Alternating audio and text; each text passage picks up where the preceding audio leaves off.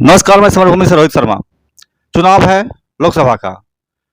NDA, India दोनों कमर कसी हुई है। एनडीए अपनी पूरी ताकत लगा करके 400 पार का नारा बुलंद कर रही है। इंडिया कहाँ है, पता करते हैं। मेरे साथ है राम बाबू, सीपीआई के वरिष्ठ नेता। ऐसे जानते हैं कि इंडिया इस वक्त कहाँ है चुनाव में। देखिए इस बार राम बाबू जी, आपका बहुत बहुत स्वागत है समरभूमि में। आप बताइएगा कि ये चुनाव जो हो रहा है 24 का, इसमें क्या देख पा रहे हैं आप? इंडिया कहाँ है, आप कहाँ हैं? देखिए ये चुनाव एनडीए और इंडिया के बीच में सीधे मुकाबले का चुनाव है और देश जहां पर पहुंचा हुआ है और देश की जो मूलभूत समस्याएं हैं जनता की, उन समस्याओं पर भारतीय जनता पार्टी आरएसएस की हुकूमत का जो फेलियर्स है वो लोगों के दिमागों पर हावी है और इनके तमाम ध्रुवीकरण के सांप्रदायिक बंटवारे के जो नारे हैं सब पीछे छूट जाएंगे और इस बार लोग जो जनता की प्रमुख समस्याएं हैं, चाहे वो महंगाई का सवाल हो, रोजगार का सवाल हो, रोजगार का सवाल सबसे प्रमुख सवाल है।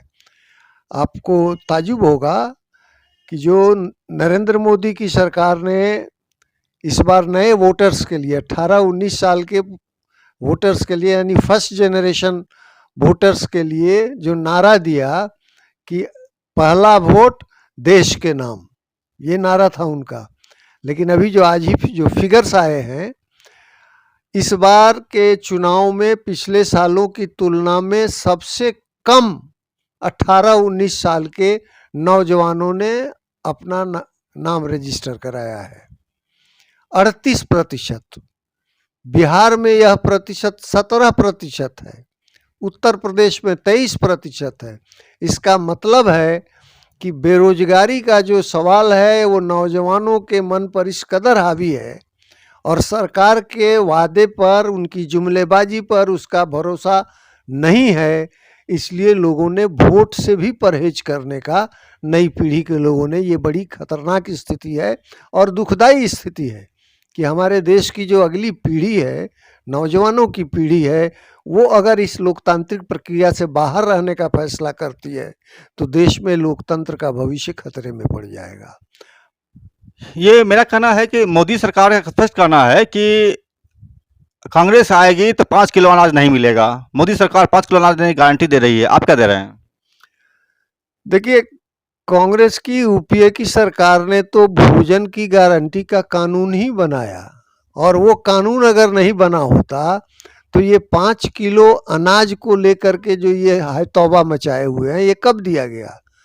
कोविड के काल में लोगों को समर्थन देने के लिए, खाद्य सामग्री मुहैया करने के लिए 5 किलो अनाज का प्रावधान हुआ। बीच में वो समाप्त भी कर रहे थे, काफ़ी हो हल्ला हुआ, फिर उन्होंने उसको जारी रखा। अब जैसे चुनाव आ गया है तो उसको जारी रख करके तो आप क्या चाहते हैं? क्या जनता के ऊपर दया करके, कृपा करके भीख आप दे रहे हैं? भिखमंगा बना रहे हैं लोगों को। आप काम दे नहीं सकते हैं, रोजगार दे नहीं सकते हैं, लोगों के खाने का इंतजाम नहीं कर सकते हैं, तो ये रेवड़ी बांट करके आप चाहते हैं इसका जनता पर, ये तो जनता का हक है। जो जनता भूखमरी के कगार पर पहुंच गई उसको अनाज देना सरकार का कर्तव्य है।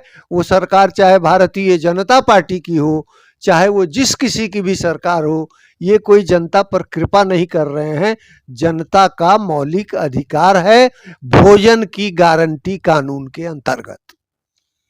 आपके नेता जेल में जा रहे हैं लगातार। अरविंद केजरीवाल जेल चले गए, हेमंत सोरेन जेल चले गए, ममता बनर्जी पर भी ईडी सीबीआई लगी हुई है।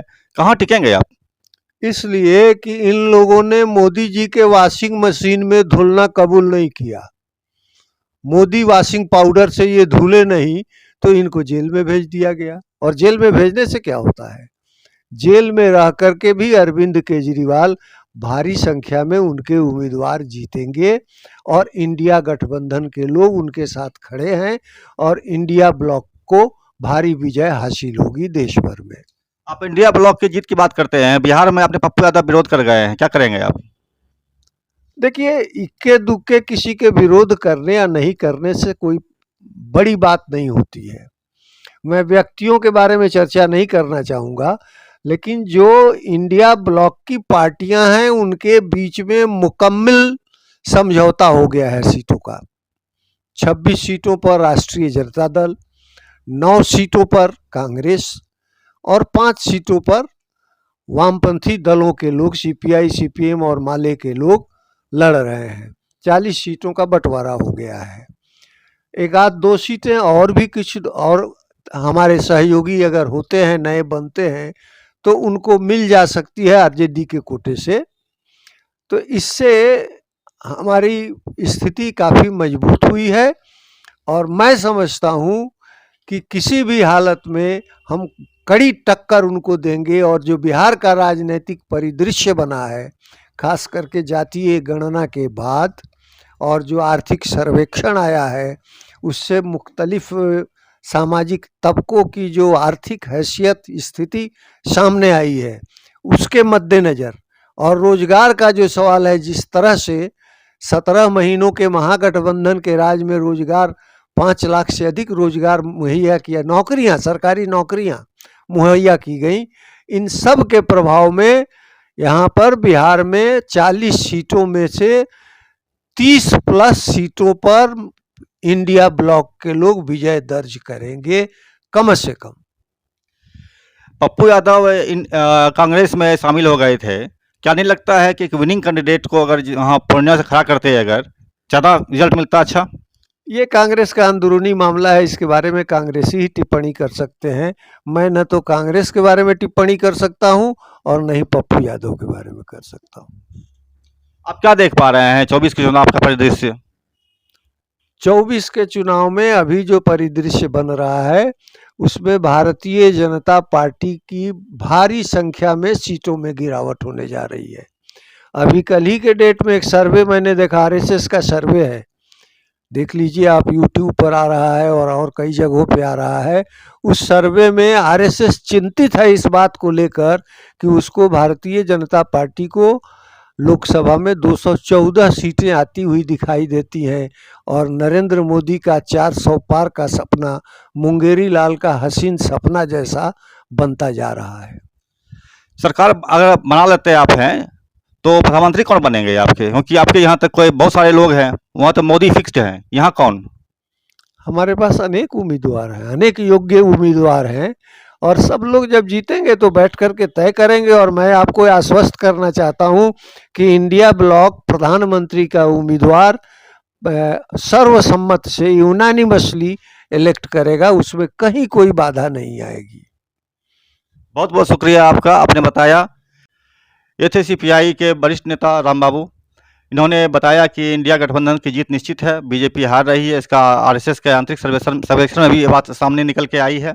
देखते हैं क्या होता है। पप्पू यादव का सवाल एक महत्वपूर्ण सवाल था और ये कट गए, ये कांग्रेस के पाले में डालकर सवाल को।